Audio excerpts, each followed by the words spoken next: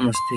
हामी फेरि पनि लिएर आएका छौँ एकदमै इम्पोर्टेन्ट प्रडक्ट र त्यो वायरलेस स्पिकर तपाईँहरू जहाँ पनि युज गर्न सक्नुहुन्छ।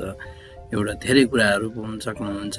यो पार्टीमा, तपाईँको घरको फङ्सनमा, तपाईँको कोठामा जहाँ पनि युज गर्न सकिने पोर्टेबल थिङ हो। यो की फिचर्स यसको हेरौँ, यो ड्युरेबल छ, लाइट वेट छ, जहाँ पनि लान्छ कि। यसमा इनबिल्ट माइक पनि छ, रिचार्जेबल छ, जो रिचार्ज गरेर तपाईँले टाइम युज गर्न सक्नुहुन्छ।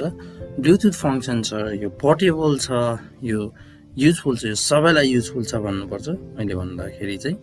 अब यसको कति पर्छ त यसको कस्टिङ हेरौँ। इन्टरनेसनल प्लेटफर्म इबेमा यो $50 भन्दा माथिदेखि यो उपलब्ध छ। एमाजोनमा 2700 इन्डियन रुपिजबाट र दराज नेपालमा 1200 भन्दा माथिबाट राम्रो क्वालिटीको वायरलेस स्पिकरहरू चाहिँ पाउन सकिन्छ। र यो बिल्ड क्वालिटी अनुसार र ब्रान्ड अनुसार पनि अलिकति यो कस्टिङ चाहिँ घटबड हुने गर्छ।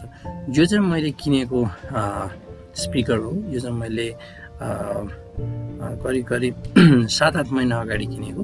एकदमै राम्रो स्पिकर छ, ब्रान्डेडै भन्न सकिन्छ यसलाई। एकदमै राम्रो क्वालिटी आउँछ हैन। यो मोड फास्ट फरवर्ड हैन, अनि रिवाइन्ड गर्न सकिन्छ भने यसमा अन अफ छ। अनि यसमा कार्ड युज हुन्छ हैन। यो डाइरेक्टली तपाईँले डीसीमा चार्ज गर्न सक्नुहुन्छ वा एसीमा पनि चार्ज गर्न सक्नुहुन्छ। यो चार्ज गर्नलाई करिब 2 घन्टा लाग्छ भने यसले 2 घन्टा चार्ज गरिसकेपछि झन् 8 घन्टाको चाहिँ यसले ब्याकअप दिन्छ।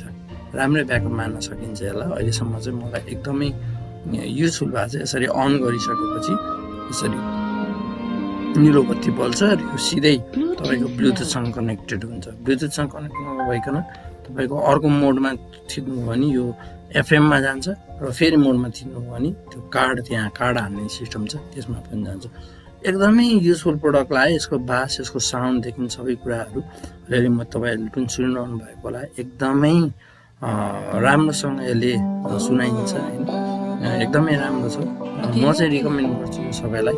अनि एउटा चाहिँ यो घरमा भइरहनु पर्ने कुरा हो। ब्लुटुथसँग कनेक्ट गरेर तपाईँले आफ्नो टिभी भयो, मोबाइल भयो होइन, आफ्नो जे पनि यसको साउन्ड यतिसम्म 30सम्म रिच गर्न सकिन्छ भने यसलाई तलबाट पनि रिमोटली पनि यसलाई कन्ट्रोल गर्न सकिन्छ।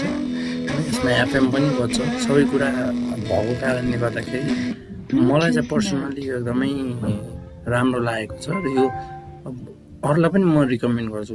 यही क्वालिटीको तपाईँले एकचोटि आफूले चलाएर हेरेर सबै कुरा गरेर चाहिँ यो किन्न सक्नुहुन्छ होइन। अझै वारेन्टीमा लिनुभयो भने 7 days रिटर्नमा लिनुभयो भने 2-3 दिन चलाएर हेरेर तपाईँले किन्न सक्नुहुन्छ।